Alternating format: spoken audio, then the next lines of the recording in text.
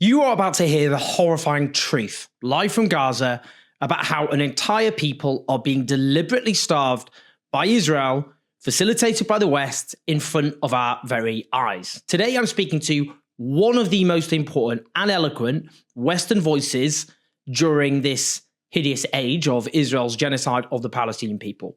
He's James Elder. Many of you will have seen him and heard from him. He's the spokesperson for UNICEF, of course, the world's leading children's charity.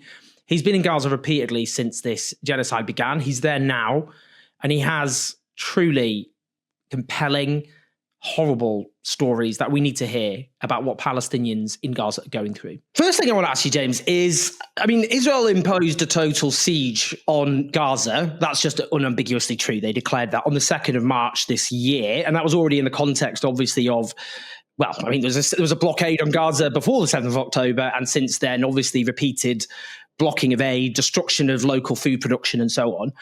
What was the impact? What's been the impact of what was imposed on the 2nd of March? Yeah, those three blockades now, one across the entire strip, two others, 75 to 90 days. The impact is you've got a population on the edge of famine. You've got hundreds of thousands of people, the very real risk of starvation. Now, it's been done in a way that these blockades, remembering it's clearly a war crime to use food as a weapon of war, that will be determined. But each time there's a blockade, when the population becomes so stricken with hunger, then international pressure mounts on, and there's a slight loosening of it, and then as soon as international attention dissipates again, it's tightened. Now, the thing with a famine is that once you have a famine, you have mass deaths. It's way too late. That's always been the case. The difference with starvation is that starvation is the slow collapse of a child's body or an adult's body. The body literally starts to eat itself. You get cognitive decline. Now, starvation's happening here. Children's bodies in Gaza are not waiting for some declaration. So there's this very nasty test being done around how far you can push a population and loosen it for a moment and then go again. The entire conversation here, everyone, is about food. It's all about food. Everyone I speak to, irrespective of their economic circumstance. One of the justifications for this siege, and I'll come on to the new so-called system that Israel has introduced, but is that Hamas is stealing the aid. And that has been contradicted by, amongst others, Cindy McCain, who's the director of the World Food Programme, and also, I should say, the widow of the late Republican, hawkishly pro-Israel, John McCain. She said that wasn't true. But as someone, you know this inside out, is that claim, which was used to justify the siege, true? No, in the most clearest sense, the answer from UNICEF is show us the evidence. At no point have we been presented with any evidence of aid diversion to any meaningful level, none whatsoever. Remembering that this is not the first time we've worked in a place that's lacking governance, that is a war zone. This is what the United Nations does, from Somalia to Sudan, since World War II. Scores and scores of crises like this. So it just doesn't bear out in evidence. It's as simple as that. So we're at this situation where these statements are made to try and discredit tried and tested aid systems, so as to replace them, so as to supplant them. Now, remembering aid workers, you're talking about doctors, nurses, logisticians. You're not just talking about armed soldiers handing out food. So there is no evidence. And I think the other important thing to note, Owen, is that aid is so much more than just food. Aid is incubators, it's ventilators, it's vaccines, it's water purification tablets, it's hygiene kits for girls. So firstly, aid is not just food in a box. And secondly, what on earth, what possible reason would Hamas have for these? So it doesn't bear out in evidence. And in the most clearest sense, either in formal channels or informal channels, we've never had evidence presented to us. Israel has set up something called the Gaza Humanitarian Foundation, a shadowy organization. We don't know who's funding it. The US Marine who headed it resigned, saying it would not fulfill the principles of humanity, neutrality, impartiality, and independence. And it only set up aid points in the south forcing people in the north to flee to the south if they want to eat. Very little food, a lot of it unusable. And Bezalel Smotrich, the finance minister, said its purpose was the entry of the minimum necessary so that the world does not stop us and accuse us of war crimes. What do you make? And then, of course, the key part is repeated massacres of starving Palestinians by the Israeli military as they try and get the very little food that is then being given out. What do you make of this foundation and this project? It's incredibly dangerous, and this is not 2020 hindsight. We said it a month ago before it started, in terms of how utterly out of sync it is with what are humanitarian principles. So let's go back a step to look at what humanitarianism actually is, because we saw it. We don't have to look at the scores of conflict zones that the United Nations and brave partners have been doing since World War II. We only have to go back 2 months to the ceasefire. Hostages went home. The Gaza Strip was flooded with food, with water, with medicines. Malnutrition dropped, disease dropped, access to painkillers increased. This was because the United Nations and partner zone, we had 400 distribution sites across the Gaza Strip. It's what humanitarian aid is. You go to where people need it. Now, what they've set up, 2, 3, 4 sites just in the south. So if you're elderly, if you're a single mum with kids, if you're wounded, there's thousands of those. If you're an amputee, if you're disabled, forget it. You don't get aid. More than that, so it's 2 or 3 sites. It's militarized, as you rightly say. On the days it has been open, it's often closed. When it's closed, there's contradictory information. People are told to go there, then they're told it's a combat site. In a war zone, contradictory information kills people. It's militarized, so it's not aid workers. You see the images. It is armed men throwing boxes of food on the ground. And we've seen the worst case scenario, not only the deprivation of aid for so many other people who need it, as this effort is to try and remove an aid system that's tried and tested around the world. You see children have been killed just trying to get aid. I was at a hospital 3 or 4 days ago, and there's a little boy, a 13-year-old boy, and he got given money from his dad to go and buy bread. The family's one meal. That's your responsibility. Off the kid goes. He suddenly sees all these people moving to one of these distribution points, and he thinks, I can be a hero in my family, not just bread. I'm going to help bring my family whatever's in one of these boxes. He goes there, and it's the standard story. There is chaos. There is shooting. There is a tank shell. He gets shrapnel all through his body. When I saw him, and I've seen way, way too many children with the wounds of war here, what's striking me this time on my 5th trip back is I'm not just seeing these little girls and boys, I'm hearing them. The screams, the blood-curdling screams. Little boy's still got open wounds. He's got shrapnel in his pancreas. He's got shrapnel they can't remove. He gets 5 mils of painkiller in the morning at 2 o'clock in the afternoon. His dad's in tears as he recounts the story. That's a little boy. You and I are speaking now. I'm getting the same thing from ICRC that another child was killed yesterday. So it's dangerous. It's deepening hunger. And these are sites where people go to get a bag of flour and they come home in body bags. I should say the Tory MP Kit Malthouse said that they'd replaced the existing humanitarian structures with a shooting range and an abattoir, and that's coming from a Conservative member of Parliament in this country.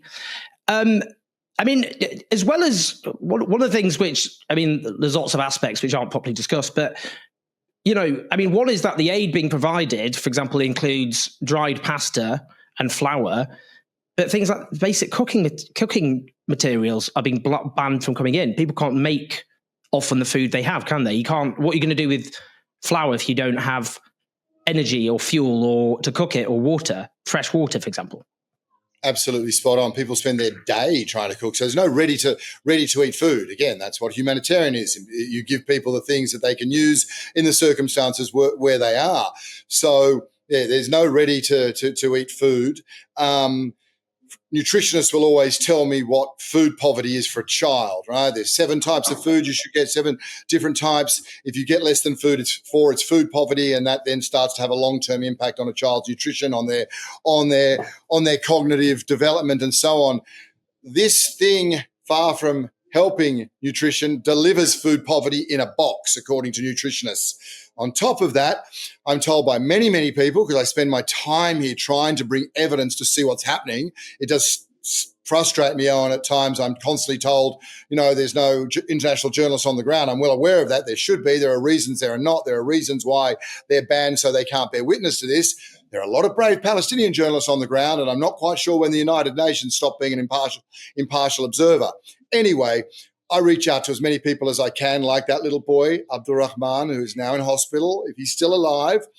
And I'm told a couple of things. One is that the sugar and the cooking oil, which are the two most valuable things on the black market, are frequently stolen from the boxes before they're distributed. And the other thing is it's a bit of a strongest person wins. I was with a family yesterday that I've known for a long time, since November. We're talking here, and sorry to digress, but it's important. This family is just extraordinary. Fifth-year medical student. Sister is fourth-year English Lit. There's a mechanical engineer. They are, as my Palestinian friend said, a family of geniuses. And the English literature student said, it's just humiliating. Every day is humiliating. Jane, this is in English. Her English is better than mine. Her eloquence is immense. But within that eloquence means that they also see through all this. The depression and the sadness of what's happening to them, seeps through. So she said, it's just utterly humiliating to go every day to a hospice and hope that you'll get a ladle of food.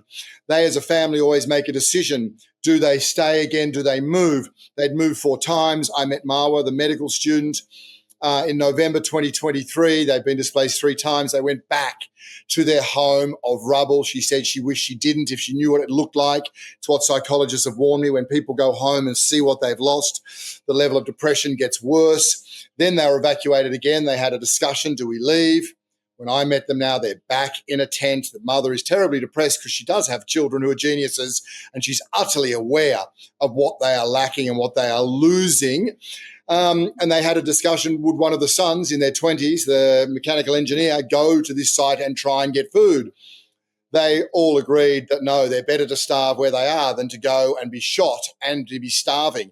Apparently the scenario is, and I've heard this multiple times now, that many of those people, not all, many of those people getting aid have knives. So if you've got a knife, you get a box. If you don't, like 99.99% of people in Gaza, you get nothing, or you get, as I've seen many times, you get shrapnel or a bullet. This is the system that is somehow being designed to replace the one thing that's proven since World War II to be able to keep people alive in hell zones like this. I mean, combined as well, what again is neglected is it's not just the lack of food aid getting in, but Gaza's domestic food production has been destroyed. Over 95% of agricultural land rendered unusable, 81% of cropland damaged, 83% of plant life destroyed, almost all cattle and poultry dead, milk production nearly halted. I mean, that's the point, isn't it? It's the need is much, much greater and the provision is much, much smaller. Absolutely. And those things, you've got to sort of meditate on them for a moment, like the systematic destruction of agriculture, of the economy, of universities, of an education system, the pride of this region, the literacy rates in Gaza, my goodness. And yes, just that lack of access to proper food. And I think people can be tempted, even the outpouring of support and solidarity from people around the world, I think they can be tempted to think, okay, well, there's a bit of rice and so on. Gazans, the family I mentioned before, they're not a rich family at all. They are a working class family here. Spent 30 years building their home though, because that's what you do. That got destroyed in a flash. But Gazans eat chicken, they eat meat. That's what they do. They just had Eid al-Adha. They celebrate. None of that. That's all gone. And as I say, this lack of dignity that people feel. So it's important as we try so hard, we've got to humanize this scenario. I never thought I've spent, pretty much my working life doing this. And for UNICEF, when you advocate for children, it's not that complicated. You advocate publicly and privately that children, that they get the nutrition that they need, that they're safe, that children are in classrooms. When I've stood in hospitals and seen little girls and boys ripped apart and children who had an amputation and now they're going to lose their other leg because they're not allowed to be medically evacuated, I suddenly dawned on me once, wow, my challenge here is not to start that level of advocacy. My challenge here is to advocate that children are, in fact, children here. And that is a terrifying place to start from.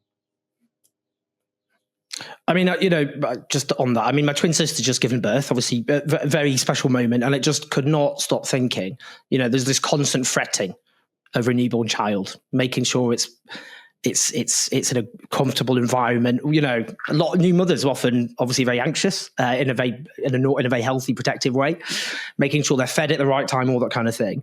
And I just think, what is under discussed, we've got 20 months of this.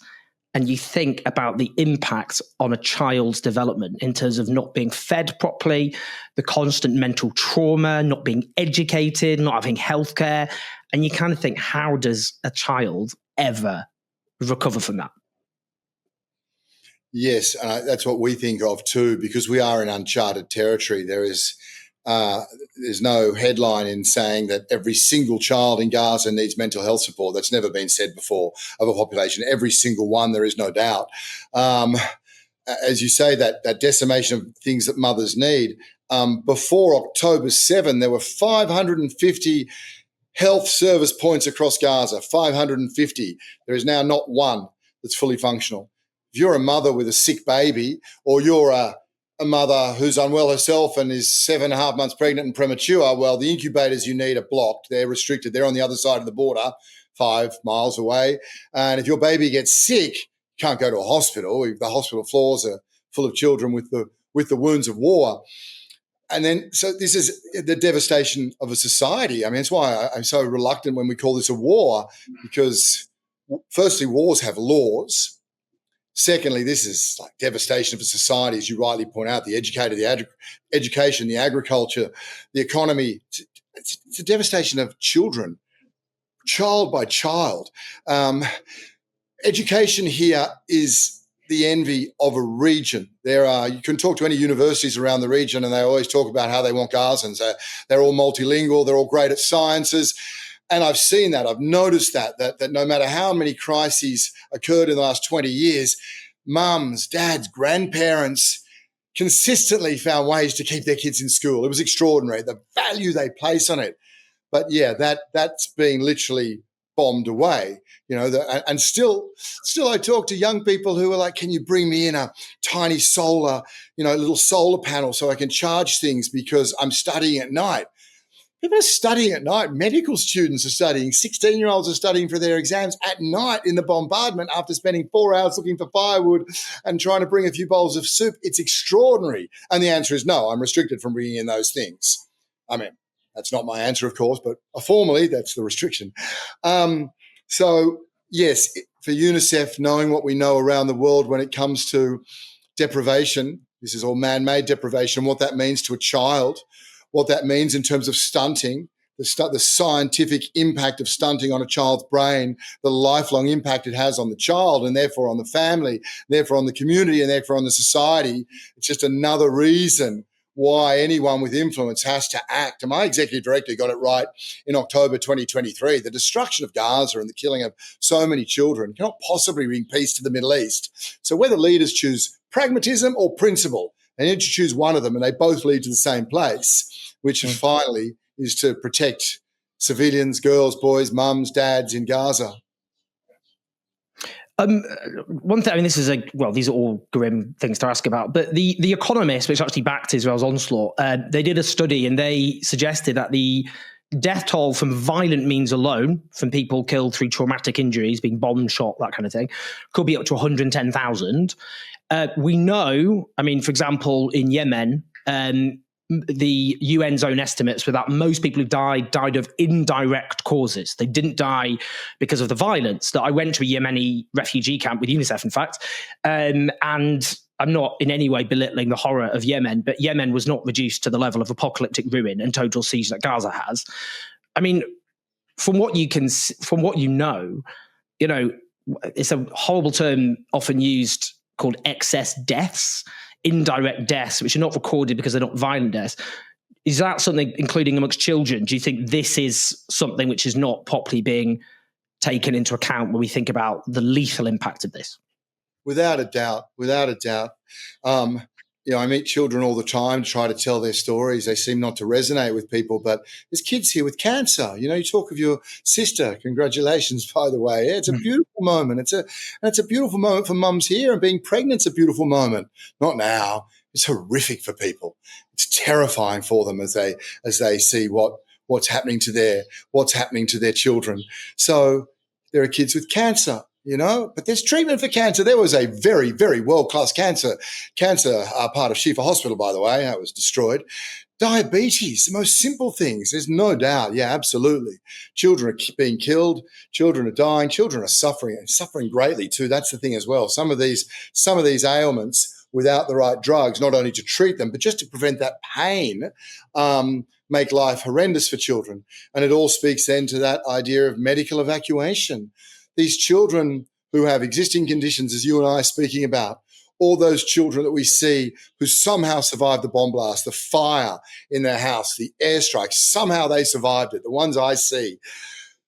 And then they're in hospital, and it's like watching kids be torn apart. The number of children who I've kept in touch with and had an arm amputated, and then because they were denied medical evacuation, 3 weeks later had their hand amputated, and 2 weeks later I'm warned, if they don't get out, James, they'll lose their leg, and they do. So that medical evacuation there's no logistical reason for that. It can happen. It's a simple reason of being denied an exit, and not enough third-party countries, not enough countries in Europe saying, yes, we will take these children. And so these children who survive horrific bombardments, or who are fighting cancer or have got diabetes and need that care that a host of European countries offer, are denied the chance to leave here and the chance to go there. And I'm sorry, it's so graphic. And so they die, but they don't die gently. It's rather horrendous how some of these girls and boys. I saw we're seeing things now, Owen, repeated. I met a little girl yesterday, Dana. Dana's 6. I met her in Al-Aqsa Hospital, and I really noticed because she had these beautiful pink fingernails. All her aunts and uncles were there. And so they explained to me, but she was silent. But they explained that her home was targeted in November 2023, killed both her parents, the story you and so many others have heard for a long time, killed both her parents, and she didn't speak for 6 months. But she's got these amazing aunts and uncles. So after 6 months, they brought that back, and, they were bringing a little bit of Dana back out of herself. And then 2 weeks ago, the home she was staying in was targeted and killed, and 10 family members were killed. Children have endured things that none of us can possibly imagine, and we hope like hell we'll never know anyone that it happens to. Now it's happening again because this 600-day horror show doesn't stop. Well, just finally, based on what you've seen in terms of what the children of Gaza, because obviously UNICEF exists there to protect and defend the rights for children to be able to live decent, comfortable lives in safety. What do Western states need to be doing? What is the urge? What is, what needs materially to happen to stop the children of Gaza suffering what is, as you say, an unprecedented catastrophe, which is entirely human-made? Yeah, and it's not complicated. It's a ceasefire. It's a ceasefire. We've done it before. A ceasefire. Hostages go home. Let's end that horror. Aid floods the Gaza Strip. Mums can promise their kids, promise them, you will wake up tomorrow morning. Children look in their parents' eyes here. They're well aware their parents have lost that ability to protect them. And their parents are well aware they've lost the ability to protect their children. And ask any parent, even me with grown-up kids, that sends a shiver down my spine. So it's a ceasefire. And if they can't come to terms of a ceasefire, then let's stop breaking every international law known and let aid, medicines, water, food, nutrition, hygiene kits, let that come across the Gaza Strip. At the very least, let humanitarian aid come, not men with guns, private contractors guarded by Israeli soldiers. The organisations that have been doing this since World War II and did it during the ceasefire, at the very least, don't let these children starve. I mean, it's chilling. That is, the bar really is on the floor, isn't it? James, your work as ever in terms of communicating one of the great crimes of our age has something which I think we're all beyond appreciative of. You've been into Gaza now repeatedly. A can't imagine the emotional labour involved in terms of witnessing these horrors being inflicted on children and not being able to stop it. But you communicate this so brilliantly and so well, and it does spur people into action. So, beyond appreciative. So everyone do share the video, press like, subscribe, leave your comments. That all helps people then listen to James, which is the point. James, as ever, thank you so much. Good on you, Owen. Great to speak.